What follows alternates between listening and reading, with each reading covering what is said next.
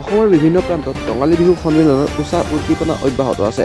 ৰাজ্যখনৰ বিভিন্ন প্ৰান্তৰ লগতে গোলাঘাটৰ আধাৰ সত্ৰতো বিগত বৰ্ষসমূহৰ দৰে এই বৰ্ষতো কেন্দ্ৰীয় ৰঙালী বিহু সন্মিলন অনুষ্ঠিত হৈছে। আজিৰে পৰা আৰম্ভ হোৱা এইবাৰৰ 10ম আধাৰ সত্ৰ কেন্দ্ৰীয় ৰঙালী বিহু সন্মিলনৰ পতাকা মূল উত্তোলনেৰে কাৰ্যসূচীৰ শুভাৰম্ভণি কৰে বিহু সন্মিলন সমিতিৰ উদযাপন সমিতিৰ সভাপতি মাধৱ শইকীয়াই। লগে লগে সহযোগী 5খন গাঁৱৰ 5জন বিশিষ্ট ব্যক্তিয়ে পঞ্চ পতাকা উত্তোলন কৰে। পতাকা উত্তোলন কৰি উদযাপন সমিতিৰ সভাপতি মাধৱ শইকীয়াই সকলোকে উদ্দেশ্যি বক্তব্য প্ৰদান কৰে।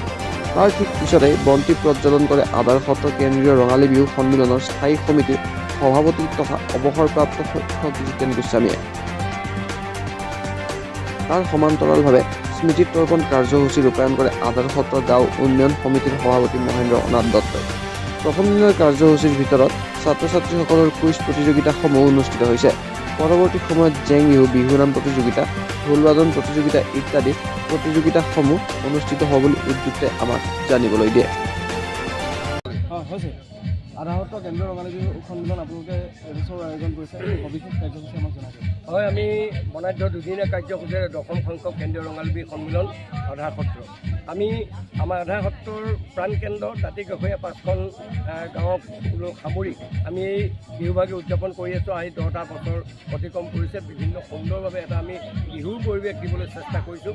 আজি প্ৰথম কাৰ্যসূচী পতাকা উত্তোলন, বিহু পতাকা উত্তোলন, পঞ্চ পতাকা উত্তোলন ইতিমধ্যে হৈ গৈছে। তাৰ পাছতে সমান্তৰালভাৱে আচলতে কেইবাটাও প্ৰতিযোগিতা আজি অনুষ্ঠিত হ'ব।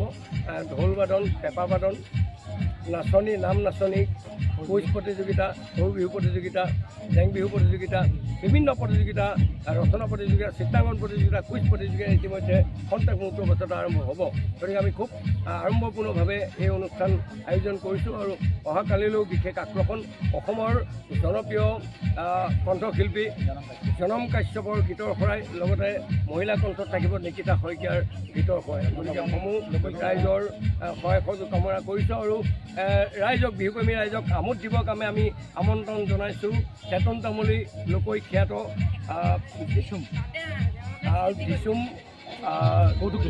কৌতুক গোষ্ঠীক আমি আমন্ত্ৰণ জনাইছোঁ।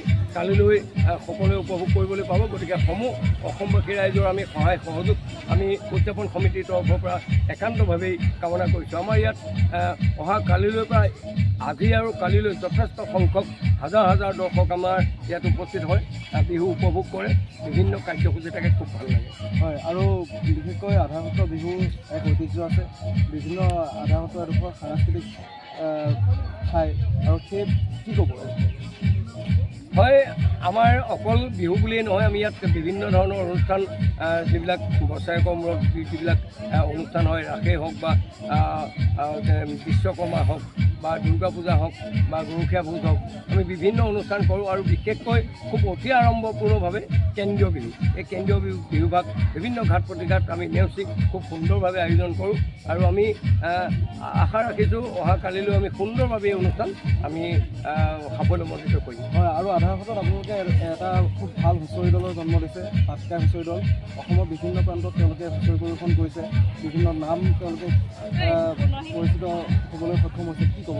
হয়, আজিৰ তাৰিখত হুঁচৰি একেবাৰে নাইকিয়া হৈছে। তেনে ক্ষেত্ৰত আমি পাটকাই হুঁচৰি দল আজি কিছু বছৰৰ পৰা চলি আহিছে আৰু অহা কালিলৈও বিশেষ আকৰ্ষণ পাটকাই হুঁচৰি দলে হুঁচৰি প্ৰদৰ্শন কৰিব। গতিকে আমি সকলো ৰাইজৰ সহায় সহযোগৰ উপস্থিতি আমি উদযাপন সমিতিৰ তৰফৰ কামনা কৰিম। আৰু কিমান বাজেট আপোনালোকে নিৰ্ধাৰণ কৰিছে বিহুৰ? আমি 5 লাখ বাজেট ধাৰ্য কৰিছোঁ। গতিকে 5 লাখৰ ভিতৰত আমাৰ ৰাইজৰ সহায় সহযোগিতা কেনেকুৱা? আমি পাইছোঁ, সঁহাৰি পাইছোঁ। প্ৰত্যেক আমাৰ কৃষিজীৱী লোক সকলোকে আমি ইয়াত সামৰি লৈছোঁ। আৰু আমি অতি গৌৰৱান্বিত যে অহাকালিলৈ আমি আমাৰ অঞ্চলৰ যিহেতু কৃষিজীৱী আমাৰ অঞ্চল, গতিকে কৃষক আমি 5জন বা 10জন কৃষকক কালিলৈ আমাৰ উদযাপন সমিতিৰ তৰফৰ পৰা আমি সম্বৰ্ধনা জনোৱাৰ ব্যৱস্থা কৰিছোঁ। আৰু আপোনালোকে এটা বঁটা নিৰ্ধাৰণ কৰিছে সমিতিৰ ফালৰ পৰা।